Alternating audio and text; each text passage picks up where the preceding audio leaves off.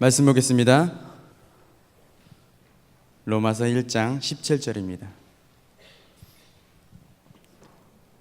신약성경 239페이지 로마서 1장 17절 한 절만 보겠습니다.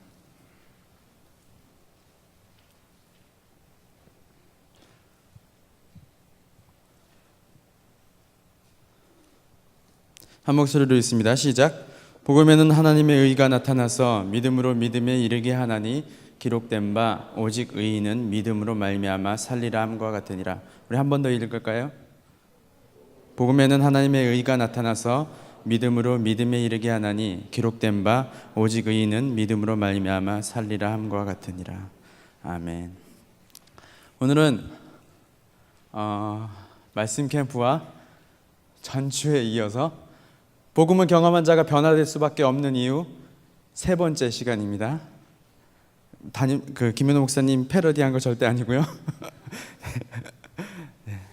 그래서 믿음으로 믿음에 이르게 하는 것이 무엇인가? 오늘 말씀에 복음은 하나님의 의가 나타나서 믿음으로 믿음에 이르게 한다고 얘기하고 있습니다. 그래서 의인은 믿음으로 말미암아 살 수밖에 없어라고 얘기하고 있죠. 사실 이 말씀은 로마서 전체의 말씀입니다. 우리가 로마서를 쭉 읽다 보면 로마서 1장 17절이 로마서 전체의 말씀을 함축시켜 놓은 말씀인 것을 알 수 있어요. 제가 우리 교회에 처음 와서 젊은 비전교회를 섬기면서 느꼈던 것 중에 하나가 무엇이냐면, 예전에 제가 목자들하고 리더들에게 나눴던 것 중에 하나인데, 정말 하나님 앞에서 헌신하고 복음의 빚진 자로서 죄를 감당하고 복음을 전하고 옆 사람을 섬기며 하나님의 그 일들을 감당하는, 예배를 잘 드리는 나이대가 30대인 것을 보고 놀랐습니다. 여러분 안 놀라시나요? 그런데 제가 처음에 우리 교회 왔을 때 이것을 보고 정말 놀랐는데, 다른 교회를 쭉 돌아보니 다 그런 것 같더라고요. 제가 왜 이런 착각을 했냐면, 지금 제가 얘기한 30대가 거의 저 나이 또래예요. 사실은 제가 믿음 생활을 할 때 20대 때 아닌가요? 저보다 나이가 다 어리신가요? 왜 이러고 계시죠? 제가 20대 때 하나님 없이는 못 살 것 같은 마음이 있어서 하나님을 알기에 전심했던 그런 기억이 있습니다. 여러분들 그런 기억증 한 번쯤 갖고 계시죠?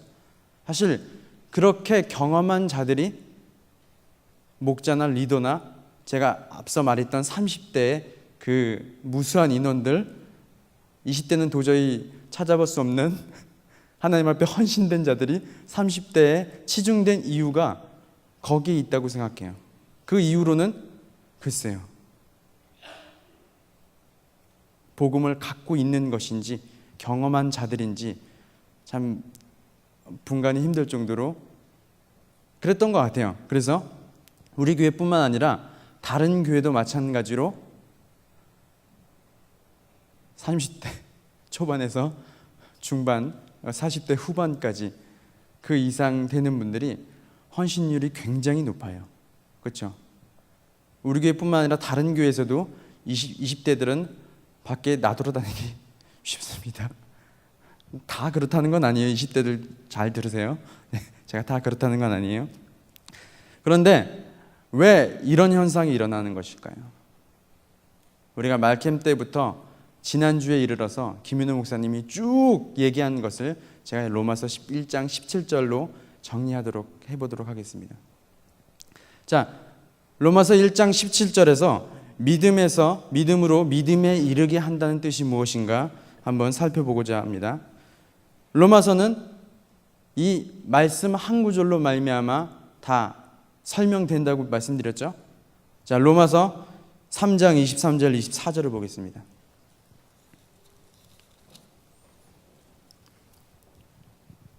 시작. 모든 사람이 죄를 범하였으며 하나님의 영광에 이르지 못하더니 그리스도 예수 안에 있는 성령으로 말미암아 하나님의 은혜로 값없이 의롭다 하심을 얻은 자 되었느니라. 아멘. 자, 믿음으로 믿음에 이르게 한다. 그 첫 번째는 뭐라고요? 값없이 의롭다 하심을 얻은 자. 자, 복음에는 하나님의 의가 나타나서 믿음으로 믿음에 이르게 한다는 그 첫 번째는 값없이 의롭다 하심을 얻은 자입니다. 그리고 값없이 의롭다 하심을 얻은 자는 로마서 8장 12절에서 17절에 이르게 되죠. 한번 찾아볼까요? 로마서 8장 12절에서 17절입니다. 시작. 그러므로 형제들아 우리가 빚진 자로 돼 육신에게 져서 육신대로 살 것이 아니니라. 너희가 육신대로 살면 반드시 죽을 것이로되 영으로서 몸의 행실을 죽이면 살리니 무릇 하나님의 영으로 인도함을 받는 사람은 곧 하나님의 아들이라. 너희는 다시 무서워하는 종의 영을 받지 아니하고 양자의 영을 받았으므로 우리가 아바 아버지라 부르짖느니라. 성령이 친히 우리의 영과 더불어 우리가 하나님의 자녀인 것을 증언하시나니 자녀이면 또한 상속자 곧 하나님의 상속자요 그리스도와 함께 한 상속자니 우리가 그와 함께 영광을 받기 위하여 고난도 함께 받아야 할 것이니라. 아멘. 자, 로마서에는 중점적으로 이 두 가지를 얘기하고 있습니다. 이후에 나오는 10장부터 로마서 후반부에 나오는 얘기는 이러한 삶을 합당하게 사는 그리스도인이 어떤 것인가에 대해서 얘기하고 있죠. 제가 로마서를 쫙 풀어드렸습니다. 좋죠? 자, 믿음으로 믿음에 이르게 한다라는 것을 더 명확하게 이해하기 위해서는 영어 성경을 한번 찾아보면 좋습니다. 영어 성경 한번 갖고 계신 분 있나요? NIV? 거기에 보면 믿음으로 믿음에 이르게 한다라는 말은 영어로 by faith from first to last 이렇게 되어 있어요. 해석하면 우리의 첫 믿음으로 말미암아 마지막 믿음에 이르게 한다라는 말입니다. 우리의 첫 믿음이 뭐죠? 로마서 3장 의롭다 값없이 의롭다 하심을 얻은 그 믿음으로 말미암아 우리의 마지막 믿음, 마지막까지 그 믿음을 이르게 하는데 끝까지 유지한다는 것이죠. 그래서 복음에는 하나님의 의가 나타나서 그 복음을 들은 것으로, 그래서 내가 의롭다 하심을 받은 것으로 끝나는 것이 아니라 어떻게 한다고요? 마지막 믿음에 이르기까지 그 복음은 지속되는 거예요. 그래서 이 사실을 여러분들이 잊어버리게 되면 교회를 떠나게 됩니다. 왜요? 더 이상 교회의 복음이었거든요. 그렇죠? 복음을 모르게 되는 거예요. 하나님의 그 은혜로 말미암아 값없이 의롭다 하심으로 말미암아 내가 구원을 받은 것에 그치게 되면 그것이 복음이라고 그것으로 그치게 된다면, 그렇게 생각한다면 사람들은 하나씩 교회를 떠나기 시작합니다. 하지만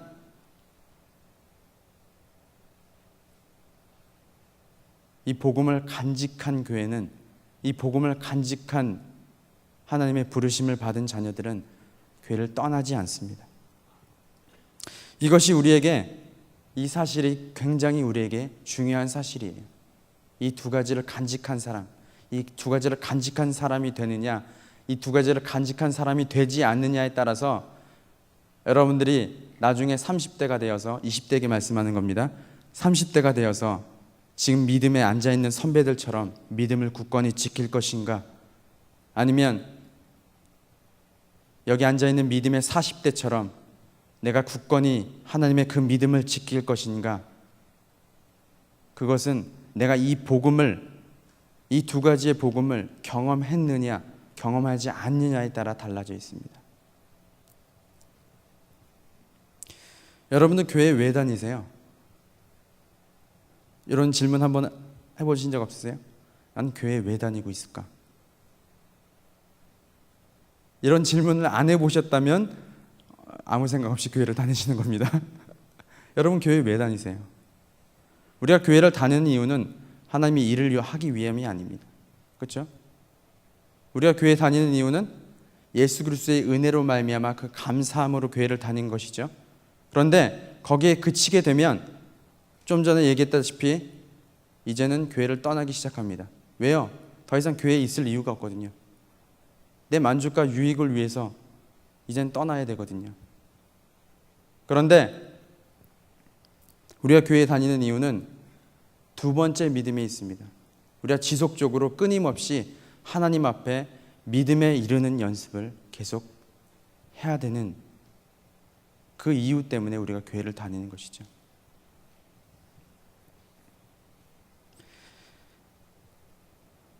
한때는 열심히 교회 다니다가도 정말 성심을 다하여서 이 두 가지 믿음을 가지고 이 복음의 경험한 자로서 이 믿음을 가지고 교회를 다녔을지라도 이 두 가지를 잃게 되면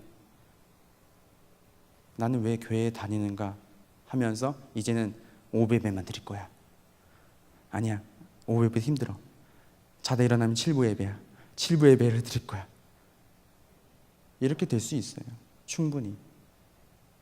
예전엔 수요, 금요, 새벽, 철야, 청년 새벽도 다 나왔는데 이제는 5부 예배만으로 충분해.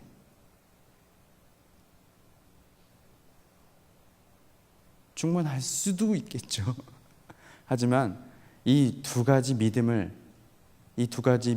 곧 복음을 경험한 자라면 하나님께서 우리에게 믿음에 이르게 하는 것이 어떤 것인지 안 자라면 전 놓칠 수 없을 거라고 생각합니다. 하나님이 마련하신 그 믿음의 자리에 내가 나아가지 않을 수 없을 거라고 생각해요. 비록 우리의 의지와 힘과 노력과 힘이 붙일지라도 우리가 포기할 수 없는 이유가 지금부터 말씀드리겠습니다. 자, 하나님은 택한 자녀들을 그냥 내버려 두시지 않습니다. 사실 로마서 1장 17절의 말씀은 내가 너희를 택하였으니 믿음으로 말미암아 하나님의 내 의로 말미암아 너희를 믿음으로 구원하였으니 믿음에 이르게 하겠다라는 말씀과 똑같습니다. 18절 이하의 말씀에 보면 불의한 자들에 대해서 얘기하죠. 그렇죠? 하나님의 의에 대해서 얘기하다가 갑자기 불의한 자에 대해서 얘기합니다. 불의한 자들은 어떻게 하나님께서 처신하신다고 밑에 나오고 있죠? 그냥 내버려 두신대요. 그렇죠? 쭉 읽어보면 내버려 두신다고 얘기하고 있습니다. 내가 불의한 자들에 대해서 난 그냥 내버려 둘 거야. 간섭하지 않을 거야. 이끌지 않을 거야. 이것을 한 얘기는 무엇일까요? 내가 택한 자녀들에 대해서는 내가 이끌 것이야. 내가 너희를 믿음으로 택하여 불렀으니 끝 믿음에까지 이르도록 내가 너를 이끌어 갈 것이야. 아는 것에 대한 대조법입니다, 사실은. 그래서 오히려 불의한 자들에 대해서 집중하는 것이 아니라 하나님의 의로 말미암아 믿음으로 믿음에 이르게 하는 복음을 경험한 자들이 갖게 될 하나님의 이끄심에 대해서 더 강조하는 거예요. 그렇죠? 시편 51편에 보면 다윗이 가장 두려워했던 것에 대해서 얘기하고 있습니다. 뭔가요? 자기 왕위를 자기 아들에게 빼앗기는 건가요? 시편 51편은 어떤 내용이죠? 네? 우리아의 아내를 범한 다음에 회개한 내용이죠. 그래서 자칫 하나님이 벌을 내주셔서 넌 이제는 왕을 하지 마 라는 두려운 마음으로 쓴 시가 51편일까요? 아닙니다. 거기에 보면 아주 중요한 얘기가 나와요. 하나님, 나를 버려두지 마세요 라는 내용이 그 내용입니다. 하나님의 성령을 내게서 거두지 마옵소서 라는 말은 하나님, 나를 내버려두지 마세요.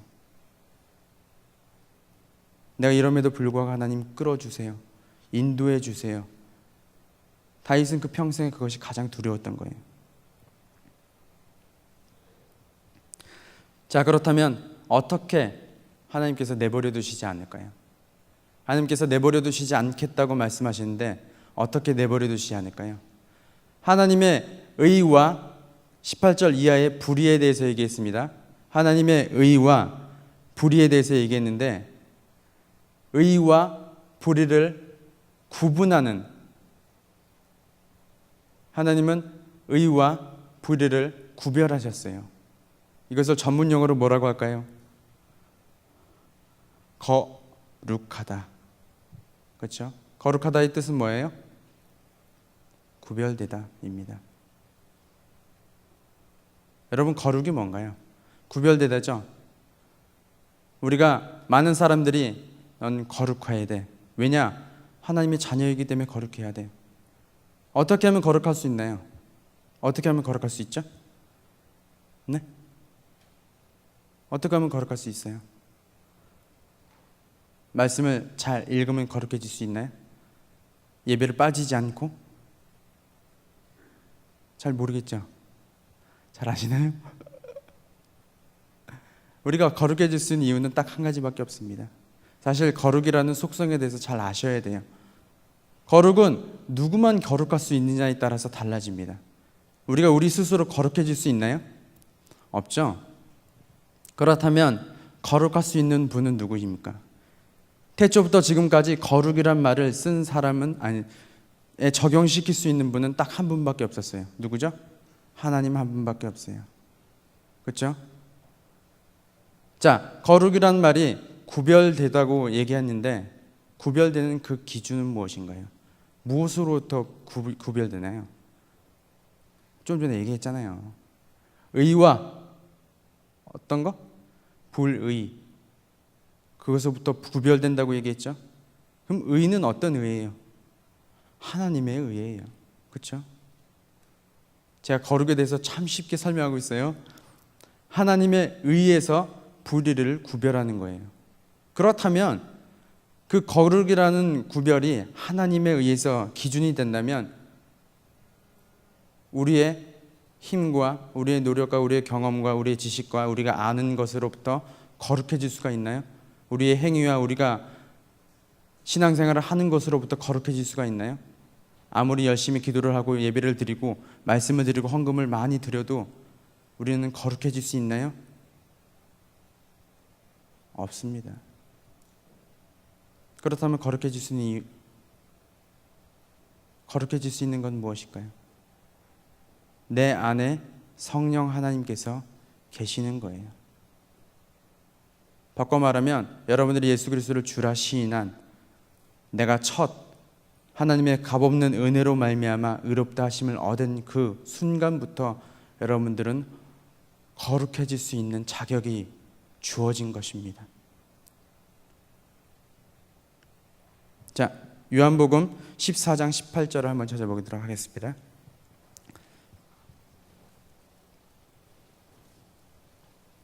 요한복음 14장 18절입니다.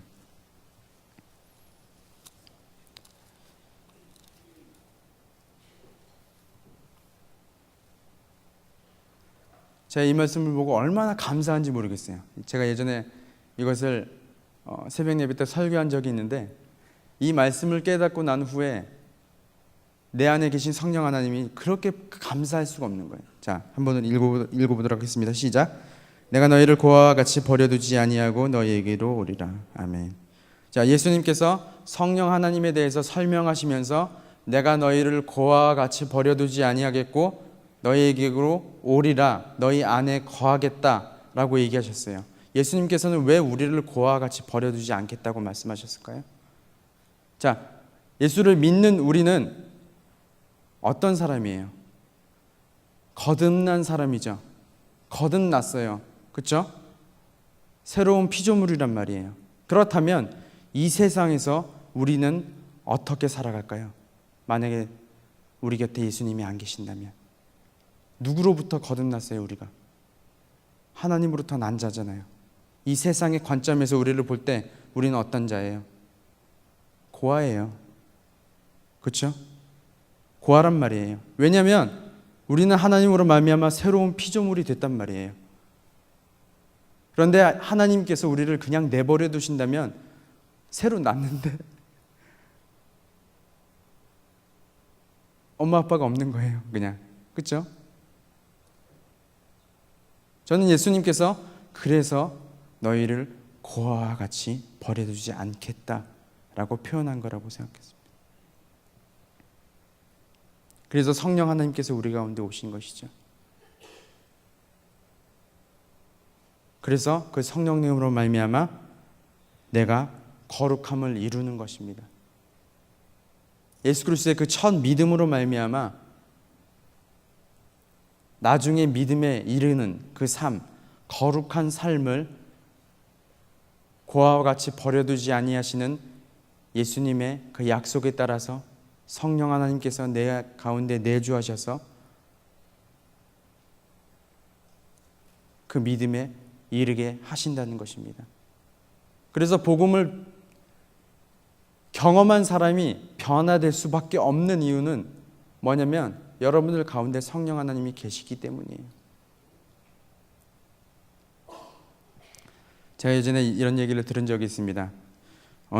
제가 얘기했는지 모르겠는데 어느 큰 교회에 하도 많이 얘기를 해서 어느 큰 교회에 정말 큰 성가대에 정말 신실하게 교회를 잘 다니고 성가 대원으로서 열심을 다하는 한 형제님이 계셨어요.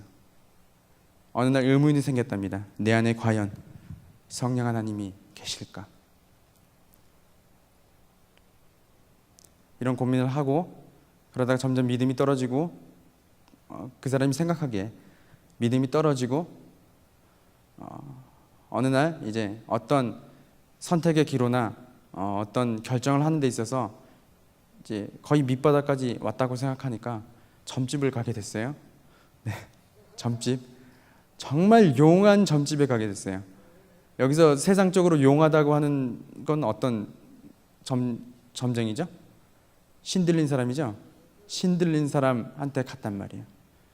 근데 이분이 이 성가대원 하시는 집사님이 그 점집에 발을 들여놓자마자 점쟁이가 나가라고 했어요. 나가! 왜 그러세요? 내 안에 나보다 크신 이가 계신데 내가 어떻게 너의 점을 봐줄 수 있겠느냐. 그래서 이 집사님이 너무나 큰 감동을 받아서 내 안에 크신 이가 계시구나.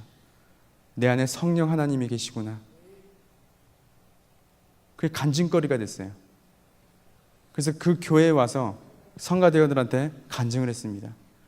내가 이러이러해서 믿음이 떨어졌을 때 성령 하나님을 없다고 생각했을 때 점집에 가서 발을 들여놓는 순간 점쟁이가 나가라고 해서 왜 나가냐고 물어봤더니 내 안에 크신 이가 계시대.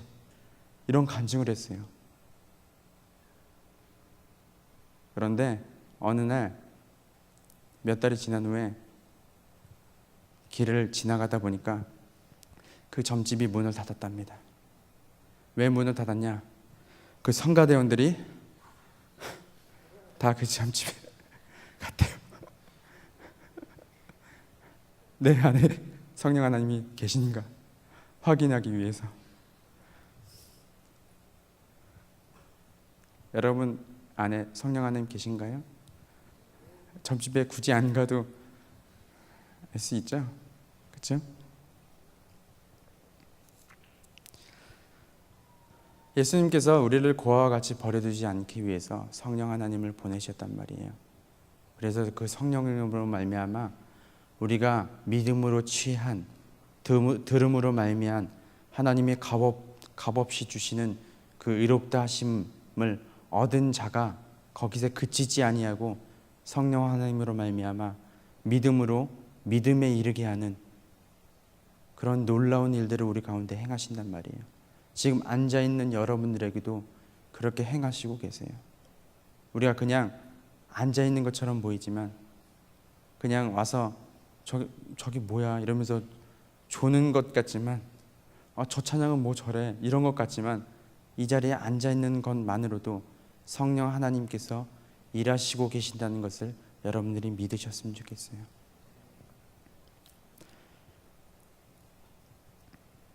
로마서 7장에 보면 바울이 중요한 것을 깨닫습니다. 어떤 것을 깨닫나요? 내가 믿음으로 말미암아 하나님께서 값없이 주시는 그 은혜가 내 안에 있다는 것을 믿게 됐어요. 그런데 어느 날 보니까 나는 하나님의 자녀가 됐는데 죄를 범하기 시작해요. 그렇죠? 7장 하반절의 내용이 그 내용이죠. 내가 마음으로는 하나님의 일을 생각하는데 육신으로는 죄를 따르고 있어요.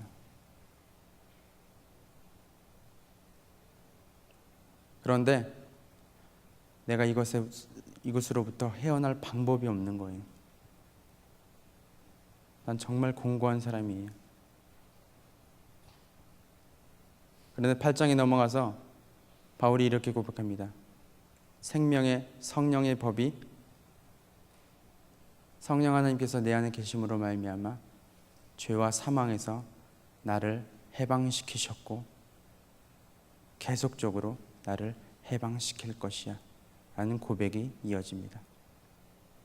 그래서 육신의 생각을 하는 자들은 육신의 일을 하고 영을 생각하는 자들은 영의 일을 한다. 뭐 이렇게 쭉 이어지죠. 8장 내용이.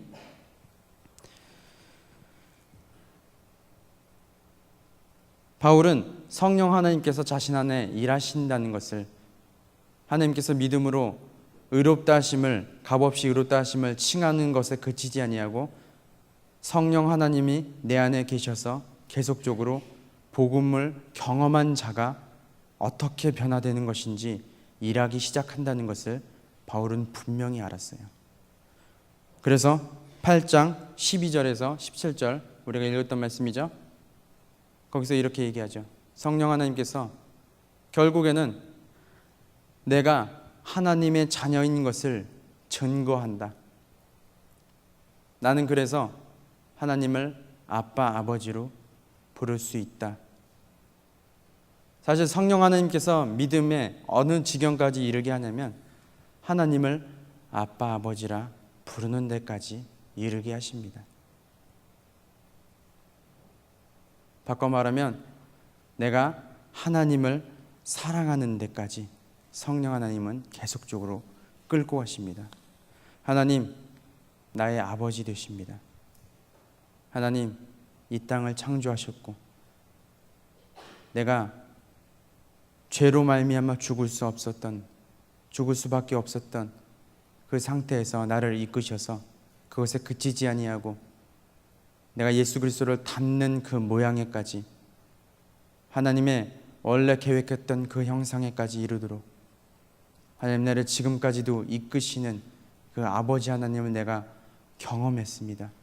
그래서 나는 하나님을 아빠, 아버지라고 부릅니다. 하나님 정말 사랑합니다 라는 데까지 성령 하나님은 이끄시고 계십니다. 우리 교회 안에서 많은 부르심들이 있죠. 뭐 어린이 교회를 섬기시는 분들이나 청소년 교회를 섬기시는 분들이나 뭐 교회일 뿐만 아니라 각자의 처소에서 각자의 직장에서 뭐 하나님의 이름으로 일하시는 분들도 계시고 내가 원치 않는데 그냥 먹고 살기 위해서 일하시는 분들도 계시고 뭐 여러 가지 모양으로 각자의 처소에서 일하시는 분들이 계십니다. 하나님께서 우리를 부르신 그 목적이 무엇일까요? 하나님이 우리를 부르셨다, 그 말은 어떤 의미가 담겨져 있을까요? 로마서 8장 28절 찾아보도록 하겠습니다. 로마서 8장 28절 시작.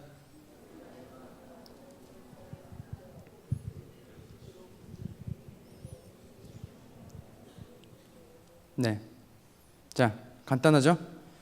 하나님 그의 뜻대로 부르심을 입은 자는 어떤 사람이에요? 모든 것이 합력하여 선을 이루는 자입니까? 하나님을 사랑하는 자, 하나님을 사랑하는 자가 그의 뜻대로 부르심을 입은 자라는 것입니다. 이것을 우리는 전문 용어로 뭐라고 얘기하죠? 두 글자? 소자로 시작해서 명자로 끝나는 거? 네. 제가 점점 김현우 목사님 닮아가는 것 같아요. 참 안타깝습니다. 여러분들도 안타까우시죠? 소자로 시작해서 명자로 끝나는 거? 가로 열고는 안 할게요. 소명이라고 얘기하죠. 그의 뜻대로 부르심을 입은 자, 이 단어가 소명이라는 뜻입니다. 자, 이런 자는 어떤 자래요? 어떤 자래요? 하나님을 사랑하는 자래요. 여러분들이 각자의 처소에서 부르심을 받은 그 자리에서 여러분들이 교회에서 여러 모양으로 섬길 때에, 때로는 직장에서 섬길 때에 우리가 잊지 말아야 할 것은 무엇이냐면, 나는 하나님을 사랑하는 자이기 때문에 이 자리에 있는 것이야 라는 것입니다. 만약 여러분들이 있는 자리에서 실증이 나고 괴롭고 다른 사람의 말로 인해서 상처받고 내가 과연 이 사역을 해야 될까? 나는 왜 이 자리에 있지? 하기 싫은데? 라는 마음이 들 때마다 여러분들이 점검해 봐야 할 것은 뭐냐면, 나 하나님을 사랑하고 있는가? 라는 거예요. 왜냐하면 그의 뜻대로 부르심을 입은 자는 어떤 자냐면 하나님을 사랑하는 자이기 때문입니다. 예수님께서 요한복음의 마지막 부분에 베드로에게 이렇게 3번 물어보셨죠.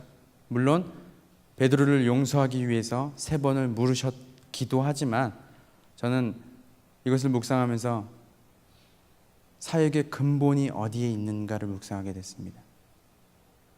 자, 베드로에게 뭐라고 물어보시죠? 3번 물으셨어요. 네가 나를 사랑하느냐? 라고 물으셨어요. 베드로가 뭐라고 대답했어요? 네, 사랑합니다. 예수님의 대답은 내 양을 먹이라. 왜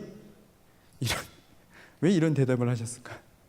그렇죠? 사랑하는데, 그래, 좋다, 감사하다, 그래, 그 사랑을 간직하렴. 물론 그랬을 수도 있어요. 그런데 저는 예수님께서 베드로에게 이것을 가르쳤다고 생각해요. 네가 앞으로 내 양을 먹을 것인데 네가 기억해야 할 것은 무엇이냐면, 너의 부르심에, 내 뜻대로 부르심의 소망이 어떤 것인지 분명히 알고 그것을 잡고 놓치지 않기 위해서 너는 어떻게 해야 되냐면, 나를 사랑하는 자리에 끊임없이 서야 할 것이야 라고 얘기하는 것입니다. 3번씩이나 그렇게 강조하셨죠.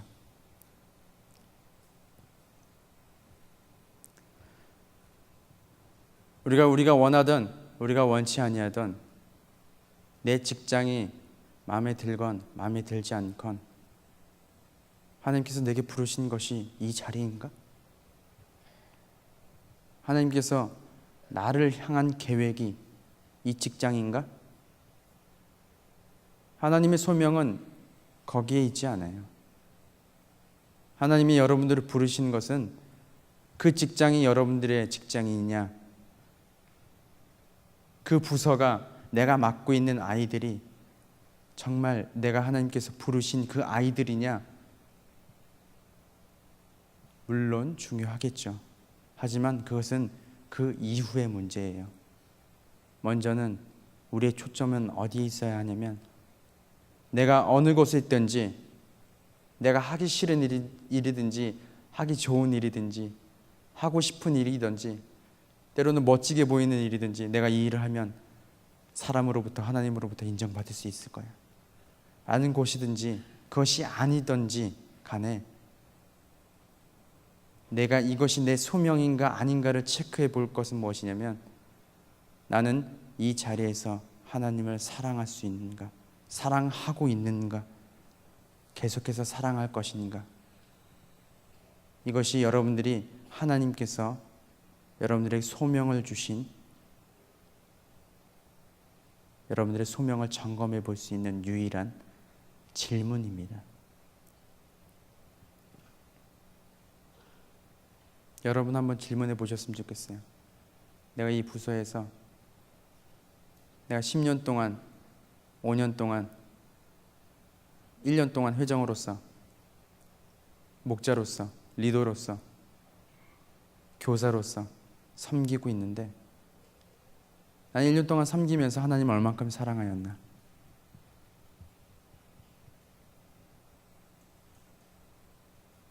그것이 여러분들의 부르심이에요.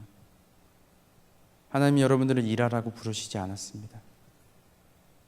하나님은 여러분들을 여러분들의 소명의 자리에, 부르심의 자리에 결단코 내 일을 하라고 부르시지 않았습니다. 하나님은 하나님을 사랑할 수 있는 자리, 그 자리로 여러분들을 부르신 거예요. 그래서 여러분들이 어린아이를 말씀을 가르칠 때마다, 목자로서 목원들에게 하나님의 말씀을 전할 때마다 여러분들이 꼭 간직해야 될 것은 뭐냐면, 나는 하나님을 사랑하고 있는가? 난 하나님을 사랑하고 있어. 그래서 나는 이 자리에 있는 거야. 내가 하나님을 사랑하기 때문에 나는 그 자리에 있는 거야. 라는 것을 잃어버리지 않으셔야 돼요. 그리고 그렇게 잃어버릴 수 없는 이유가 뭐라고요? 성령 하나님께서 내 안에 계시기 때문에 그래요. 그래서 복음을 경험한 자가 변화될 수밖에 없는 이유는 뭐냐면, 태초부터 미리 아신, 택하신 나라는 사람이 예수 그리스도로 말미암아 의롭다 하심을 얻고 성령님의 인도하심을 따라서 하나님을 사랑하는 그 자리에까지 이끌림을 받는 것.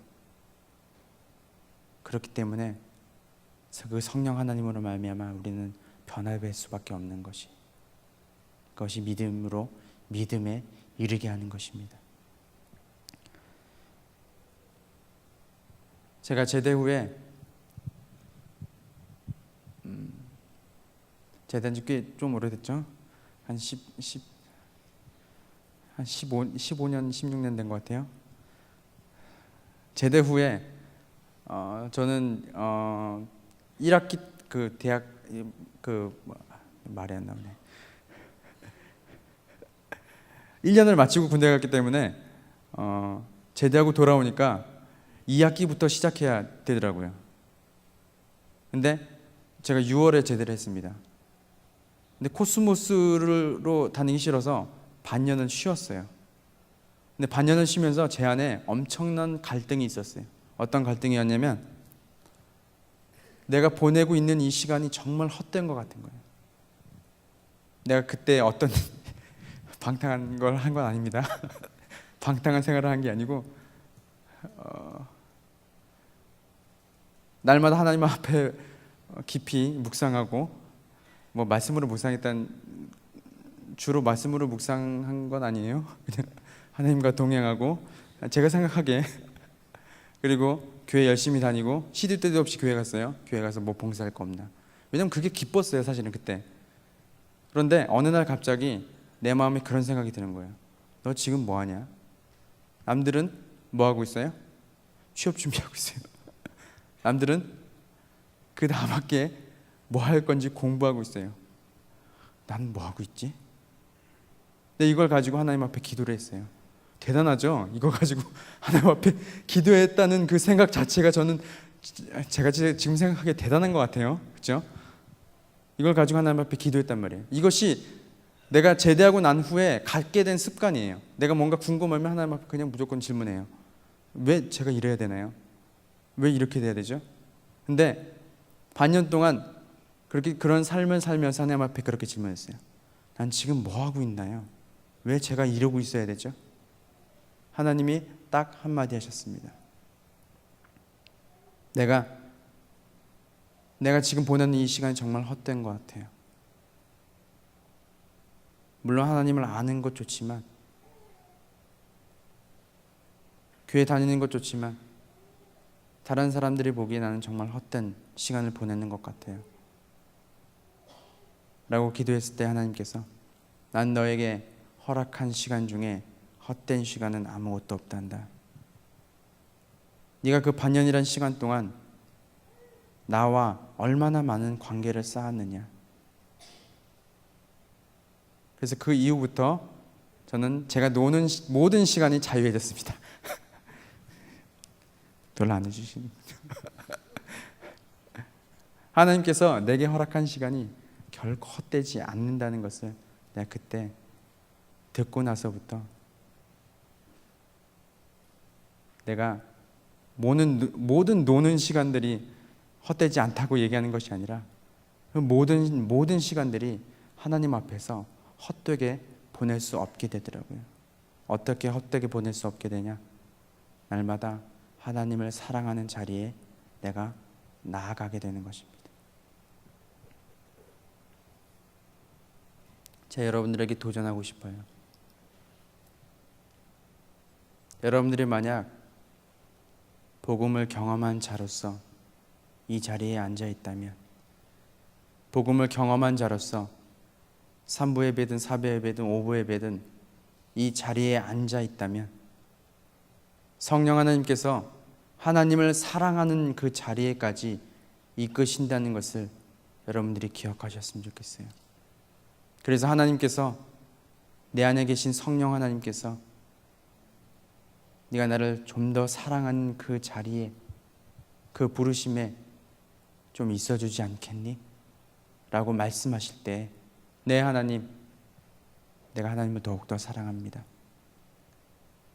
왜냐하면 하나님은 내 아버지 되시기 때문입니다. 그렇게 고백하는 저 여러분들이 되셨으면 좋겠습니다. 기도하겠습니다.